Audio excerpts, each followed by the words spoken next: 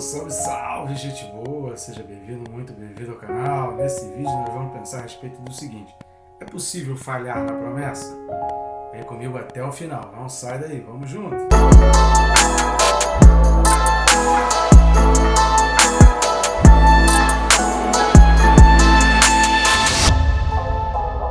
Antes eu peço sua gentileza aí para você estar se inscrevendo no canal, bem rápido e fácil. Você vai clicar no botão aí embaixo, pronto, já vai estar inscrito. Recomendo clicar também no sininho e marcar a opção todas, assim você é notificado. Isso vai te ajudar a lembrar para você não deixar de estudar a Bíblia para amanhã, se conseguir fazer hoje ainda. Peço umas ajudas suas, querido, para você estar contribuindo com o nosso ministério, contribuindo com a obra missionária, contribuindo com todo o trabalho. A gente vem fazendo todo esse trabalho aqui, é muito tempo, muito investimento nosso aqui para deixar o material para abençoar a sua vida, e a gente faz isso aqui sem nenhuma ajuda de nenhuma instituição, totalmente independente. A nossa maneira de fazer aqui, a gente tem feito isso de uma forma independente, e eu conto então com as suas ajudas. Como é que você pode ajudar? Você pode ajudar curtindo, comentando e compartilhando. Por YouTube você já vai mostrar que esses vídeos são importantes, são relevantes, e vai ajudar bastante para que outras pessoas possam ver o canal. E você pode também clicar no link que está aqui na descrição. Você vai encontrar como adquirir os nossos 2 livros: Quem se Importa com Deus, que é o livro mais antigo, e o mais recente lançamento, que é Perca Peso Tirando a Trave do Olho. Um livro que prepara as pessoas para estarem com o Senhor e faz aquela autorreflexão sobre a própria vida, ao invés de ficar fazendo reflexão sobre a vida dos outros. E você pode comprar de forma digital, papel comum, capa dura, do jeito que você quiser. Tem na Amazon, tem também na Hotmart. Os preços são um pouco diferentes, porque cada empresa ali tem a sua margem. Mas em todo caso, você escolhe a maneira, você escolhe como adquirir. Só não deixa de adquirir os livros e de indicar, por favor. Peço sua ajuda aí para estar indicando livros para mais e mais pessoas. Vamos junto? Te agradeço de coração, que Deus continue abençoando grandemente a sua vida. Texto desse vídeo, Hebreus capítulo 4, versículo 1. Hebreus 4, versículo 1 diz assim: Temamos, portanto, que, sendo-nos deixada a promessa de entrar no descanso de Deus, suceda parecer que algum de vós tenha falhado. Existe aquela frase: uma vez salvo, salvo para sempre. E a gente precisa ter muito cuidado com relação a isso. O pastor Luciano Subirá tem vários vídeos, tem livros explicando a respeito disso, que a gente precisa ter muito cuidado. Eu digo o seguinte: na perspectiva de Deus, essa afirmação está correta. Deus sabe quem realmente Ele salvou, Deus sabe quem realmente Ele selou, e Deus sabe aqueles com quem Ele pode realmente contar. Então não vai ter surpresa. Para Deus não vai ter surpresa. Agora nós aqui, humanamente falando, nós não podemos vacilar, nós não podemos ter essa certeza.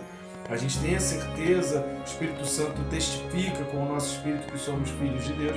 Mas como que essa testificação vem? Não é num momento, não é de uma forma imediata, não é num tempo único. Isso é com a caminhada. E nós precisamos olhar, porque o povo de Israel, por exemplo, que saiu, e aqui a gente está falando do texto de Hebreus, que está sendo escrito para judeus que conhecem muito bem a história do povo de Israel, eles saíram do Egito como uma promessa, eles saíram do Egito para ir para a Terra Prometida. Mas nós vimos aqui nos vídeos anteriores, nos 3 últimos vídeos, recomendo você, se você não assistiu, assista, para você entender melhor isso que a gente está falando aqui, que eu não vou entrar nos detalhes.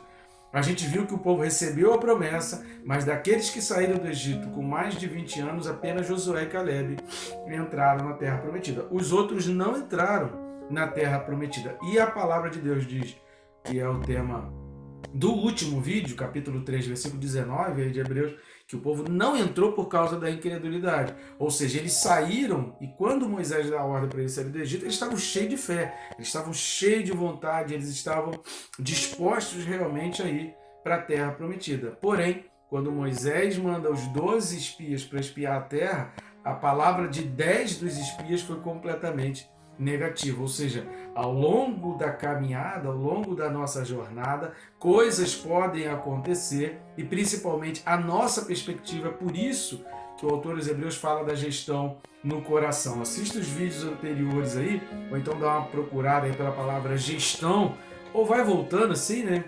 Tem a listagem aí dos vídeos nossos, você vai voltando, você vai ver que tem um vídeo falando sobre a gestão do coração. É por isso que o autor dos Hebreus faz esse alerta: você precisa gerir o teu coração. porque não é o que fazem contra você que modifica a tua trajetória e que te tira da jornada, mas é como você absorve aquilo, como você gera aquilo no teu coração. É isso que vai gerar a mudança. A gente vai falar também um pouco sobre isso aqui nesse vídeo, porque é um outro alerta que o autor de Hebreus está fazendo novamente esse alerta. Não ignore os alertas de Deus, querido. Não ignore os alertas de Deus. Quando Deus está falando para ter cuidado, não fique achando que você está acima daquele problema, que você está acima daquele... que você não precisa ter medo com aquilo porque você é mais forte que aquilo. Não caia nesse erro, que é nesse erro que a gente tem na história da Bíblia, na história bíblica, em várias partes da Bíblia.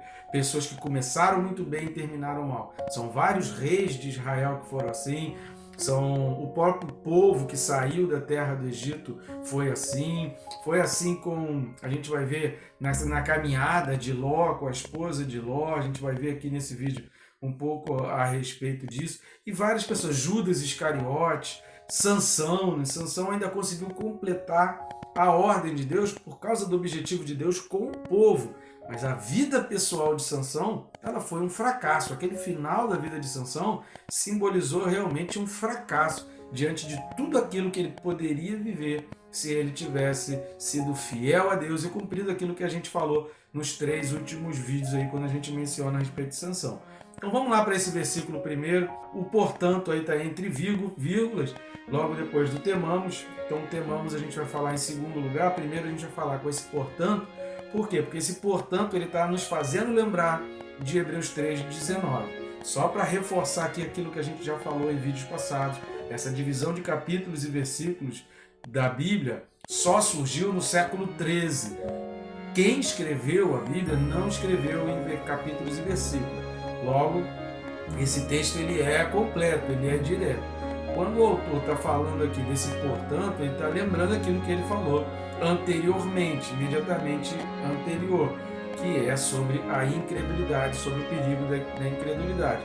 O que a gente pode entender, ele está falando assim, olha, a incredulidade é uma ameaça, portanto, temamos. Esse é o sentido. A gente não pode separar todo aquele contexto da incredulidade daqui do capítulo 4 e daquilo que a gente vai falar aqui dentro do capítulo 4 de Hebreus. Esse, portanto, ele está trazendo esse aspecto, ele está trazendo esse receio, ele está trazendo essa ameaça forte e poderosa da incredulidade, e ele está fazendo um alerta. Olha, por causa disso, por causa da incredulidade, olhando o exemplo do passado, a gente não precisa errar de novo, porque a Bíblia já falou que o povo lá atrás, que saiu do Egito, já errou. A Bíblia faz vários alertas do povo que errou. A gente precisa olhar os erros dos outros lá e fazer a reflexão para a gente e agir diferente. Essa é a intenção dessa mensagem aqui do versículo 1 do autor da carta aos Hebreus. Que a gente olhe para aquilo para trás e a gente tema, e a gente considere aquilo como importante. Não menospreze o poder da incredulidade, que entra sorrateiramente. Lembra que a gente falou aqui a respeito da rebeldia, do pecado? Se você não assistiu, assista aí o capítulo 3, que vai do 15 ao 19, que é o vídeo anterior, esse aqui que a gente vem falando. A rebeldia, o pecado, a desobediência, são coisas que vão sendo minadas pouco a pouco, são coisas que vão entrando na vida de maneira sorrateira. Pesquisa depois aí no Google sobre as raposinhas que destroem as plantações. E o autor, ao livro de Cantares, ele vai dizer que as raposinhas, as pequenas, elas são mais perigosas que as grandes, porque as grandes você já vê logo, a cerca impede as grandes, mas a cerca não impede as pequenas. E as pequenas, o somatório de pequenas coisas é que vão destruindo a plantação. E não vai acontecer de repente. Esse negócio de a pessoa falar assim, de repente meu marido me largou, de repente minha esposa me largou, de repente eu vi meu filho usando drogas, fiquei surpreso ao saber que meu filho ou minha filha seguiram por esse caminho, seguiram por aquele caminho. Você ficou surpreso que você não parou para observar, você ficou surpreso que você foi egoísta, que você se preocupou mais com a tua própria vida. Você ficou surpreso porque você não tirou a venda dos olhos e não ficou alerta ao ambiente que está ao teu redor, porque isso não aconteceu de um dia para o outro. Querido, angu de um dia só não engorda cachorro. Eu aprendi esse ditado com um grande amigo que eu tive, Ricardo, conhecido como Bigode. Angu de um dia só não engorda cachorro, querido. O que vai engordar o cachorro são vários pratos de angu. E aquela incredulidade é aquele cachorrinho que você vai alimentando com um monte de prato de angu. E aí, de repente o cachorro está forte. É óbvio, né, querido? Você vem fortalecendo, você vem alimentando esse animal que havia dentro de você. E aí é óbvio que vai chegar uma hora que ele vai se virar contra você. Portanto, tá ligado? Essa incredulidade a gente não pode menosprezar, porque a incredulidade ela não aparece assim se lançando contra você.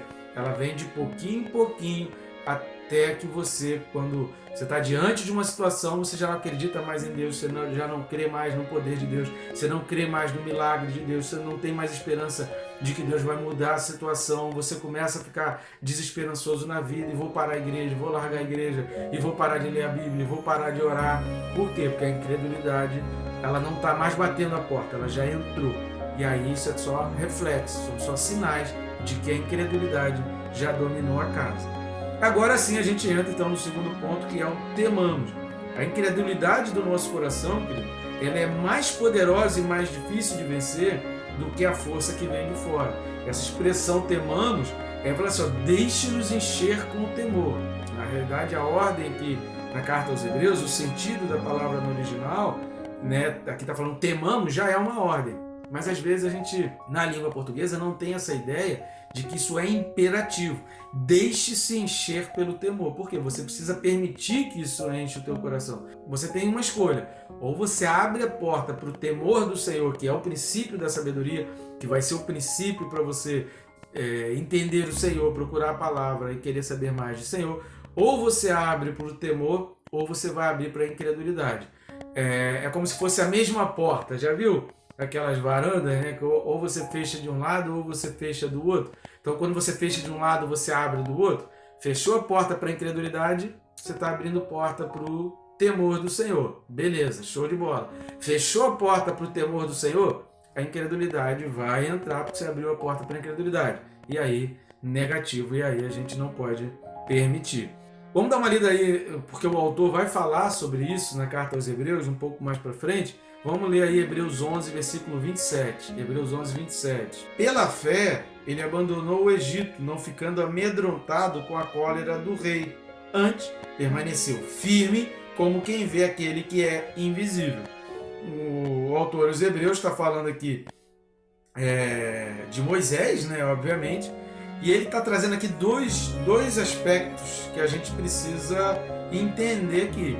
Moisés estava diante daquilo que os olhos da carne podiam ver. E o que os olhos da carne podiam ver? O faraó, as ameaças do Egito, as armas do Egito, o exército do Egito. Isso era o que os olhos da carne de Moisés podiam ver. Por outro lado, ele tinha o que os olhos da carne não podiam ver. Ele tinha o que era invisível aos olhos da carne, que ele só poderia acreditar pela fé. E o que fez Moisés e o povo sair do Egito? O que eles não viam. Não foi o que eles viam. A incredulidade ela vai entrar quando você inverte essa chave. Você começa a acreditar mais no que você vê e menos no que você não vê. Então o autor aos Hebreus aqui está dizendo no capítulo 11 que as ameaças externas, as coisas que vocês veem, elas só podem provocar mais medo em você se você fecha os seus olhos espirituais, se a fé ela já está esmorecida. E o texto vai dizer aqui que foi pela fé que ele abandonou o Egito. E o povo seguiu aquela fé de Moisés. O povo atravessou o Mar Vermelho, a ordem de Moisés. Mas o povo marchou. Por quê?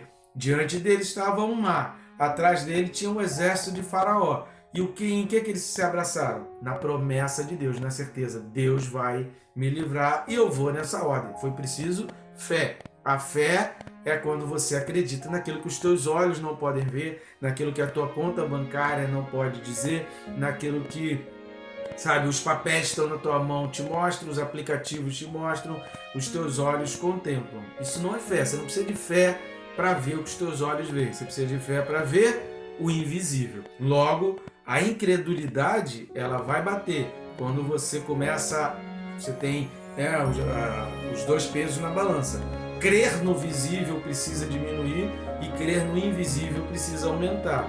Quando você começa a valorizar demais o que é visível e a não depender mais do que é invisível, e você já não ora mais, já não pede mais a Deus, já não busca a dependência de Deus, já não diz mais para Deus que você é dependente dele, já não diz mais para Deus que você não consegue tomar decisões, que você é fraco, você já não consegue mais enxergar que a tua vida depende totalmente de Deus, o que é invisível vai embora e você fica dependente do que é visível. E aí quando o que é visível é uma ameaça, é uma dificuldade, é uma afronta, é o faraó, aí pronto, a tua fé em Deus já foi embora e você já não consegue mais acreditar no poder de Deus. Vamos ler também Hebreus 13, versículo 6. Hebreus 13, 6. Cara, esse versículo aqui de Hebreus 13, 6, você precisa marcar aí na tua Bíblia e você precisa fazer disso, decora isso. Aí se tem um versículo que você precisa decorar, você pode de repente nem lembrar o endereço, mas você precisa decorar isso, escreve aí, bota na porta do teu guarda-roupa, cola no teu espelho, escreve de batom no espelho aí que você se maqueia pequenininho lá em cima, para você toda vez, de uma maneira que você toda vez, todo dia você consiga olhar isso. Olha o que diz Hebreus 13, 6. Assim afirmemos confiantemente, o Senhor é o meu auxílio, não temerei. Que me poderá fazer o homem? Sensacional. A gente vai falar sobre isso um pouco mais lá na frente, mas isso significa que você precisa se fortalecer para vencer. Não viva de qualquer jeito. Não menospreze o poder da incredulidade. Não menospreze o poder da incredulidade. Você precisa, Hebreus 13,6 está falando isso, olha, você precisa afirmar isso confiantemente. Por quê? Porque de repente você pode afirmar isso da boca para fora. Não vai gerar o mesmo resultado. Você precisa encher o teu coração e dizer: o Senhor é o meu auxílio, a quem temerei? Que me poderá fazer o homem? Porque o Senhor é o meu auxílio, o Senhor é o meu socorro. Os meus olhos não estão contemplando a saída, mas pelo Senhor e na fé eu vou em frente e eu vejo saída. Eu posso ouvir um amém?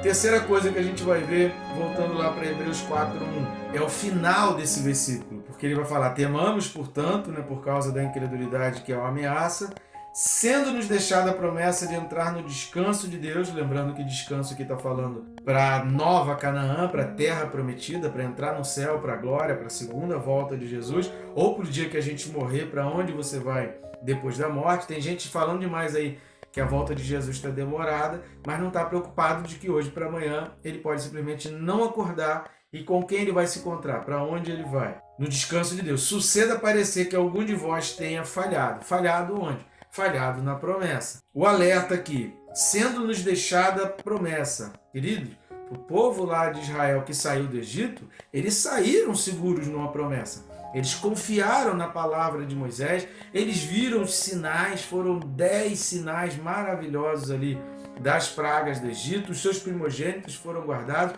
Querido, milagres assim tremendos, coisas fantásticas aconteceram ali e o povo se segurou naquilo dali e saiu do Egito seguro. O povo saiu do Egito numa promessa, só que a Bíblia diz que eles falharam. Ter a promessa, ter a certeza da promessa, ver milagres, não é garantia nenhuma de que você vai continuar firme, de que você vai seguir adiante. Assista os vídeos aí, todos os vídeos referentes a esse capítulo 3 de Hebreus. Se você não assistiu, você vai ver como a gente baseia isso e dá embasamento para a gente acreditar nisso, que a gente precisa estar firme. A palavra de Deus fala várias vezes em ficar firme. O versículo 14 de Hebreus 3 fala de novo em ficar firme. A gente precisa segurar firme, não basta ver milagres ou saber que tem uma promessa. Ter uma promessa, saber que Deus deixou uma promessa, significa na prática para você. O que isso significa na prática para você? Eu vou dar algumas dicas aqui. Vamos à primeira pergunta. Você dá brecha para o pecado no teu dia a dia? Ou você teme o pecado e toda vez que você está ali diante do pecado, você diz: não, isso aí eu não posso fazer, eu não posso dar brecha para isso aqui, eu não posso abrir porta para isso, eu não posso dar margem para o pecado, eu não posso dar um primeiro passo, eu não posso parecer, eu não posso fazer isso. Você dá brecha para o pecado? Se a tua resposta é não, então beleza, a promessa de Deus ela está válida na tua vida. Agora, se você, isso aqui não, isso aqui posso fazer, isso aqui eu não posso, aí eu já vou falar para você ter cuidado. Outra coisa, intimidade com Deus é uma busca diária? Você faz isso, uma busca diária? Se a sua resposta é sim, beleza, a garantia da promessa, ela está firme contigo, e aí você está validando essa promessa, está fazendo com que a tua vida seja um reflexo que realmente você está seguro na promessa. Você guarda a palavra no coração? Salmo 119, versículos 11 e 12, diz assim, né? Guardo no coração as tuas palavras para não pecar contra ti. Bendito és tu, Senhor, ensina-me os teus preceitos. Ou seja, o autor aqui do Salmo 119, ele tem plena noção de que se ele não guarda no coração, ele corre o risco de pecar contra Deus. A mulher de Ló, vamos lá para Gênesis capítulo 19, a gente vai ler alguns versículos para você ver esse exemplo da mulher de Ló. Então vamos lá para Gênesis capítulo 19. Repare no que diz o versículo 9. Eles, porém, disseram, retira-te daí, e acrescentaram, só ele é estrangeiro. Presta atenção nisso. Só ele é estrangeiro. Veio morar entre nós e pretende ser juiz em tudo. A ti, pois, faremos pior do que a eles. E arremessaram-se contra o homem, contra Ló, e se chegaram para arrombar a porta. Aqueles homens que estavam dali de Sodoma e Gomorra, querendo ter relações sexuais com os anjos e com toda a família de Ló, e que estavam pressionando Ló para poder permitir que houvesse aquela rave, que a casa de Ló virasse uma grande rave, uma grande orgia, estavam pressionando Ló para que isso acontecesse. Esse versículo aqui nos revela duas informações importantes. Primeiro, que a família de Ló, tanto as filhas quanto a esposa de Ló, eram daquela região, eram dali. O texto diz que só Ló era estrangeiro. Os outros não, as filhas de Ló e a esposa de Ló eram daquela terra. Ló casou com alguém que era de Sodoma e Gomorra. Talvez até que tivesse algumas práticas e que tivesse alguma vivência naquele estilo de vida de Sodoma e Gomorra. E outra informação importante, a gente percebe aqui que Ló era juiz ali.